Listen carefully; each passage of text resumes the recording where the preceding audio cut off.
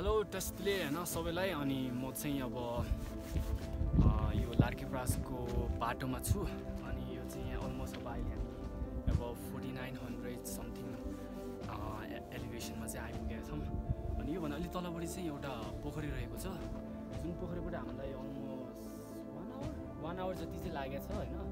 अनि त्योभन्दा पनि अगाडिको एउटा डेस्टिनेसन चाहिँ के छ भने धर्मशाला, त्यहाँबाट 2 आवर्स जतिमा चाहिँ हामी आइपुग्छौँ। अब हामी त्यसकै डबलको बाटोमा चाहिँ यहाँबाट चाहिँ लार्केपास गर्नेवाला छौँ। अनि अहिले हामीलाई चाहिँ एकदम तातो तातो चिया पिलाउनु भयो।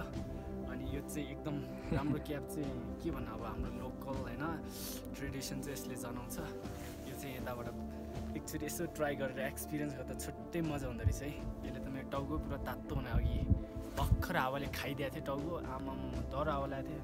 अहिले आज चाहिँ मौसमले अलिकति साथ पनि दियो, बिहानै निस्किनेवाला थियो तर पानी पर्न थालेर चाहिँ अलिकति गाह्रो पऱ्यो हामीलाई। अनि लाइक यता टी सप पनि रहेछ, लार्के टी सपमा चाहिँ एकचोटि आउँदाखेरि पोखरीबाट चाहिँ त्यति टाढा छैन। यो भेट्ने आशले चाहिँ आयो भने डेस्टिनेसन पनि छिटो कभर हुन्छ। अनि तातो चिया पिएर होइन गफसफ गर्ने दाइ एक्लै हुनुहुँदो रहेछ, साथ दियो भने अनि हाम्रो के भन्नु ट्रिप पनि राम्रो हुन्छ, दाइलाई पनि अलिकति साथसाथै हेर्नु कम्पनी पनि हुन्छ। सो हामी पछि कन्टिन्यू गर्छौँ।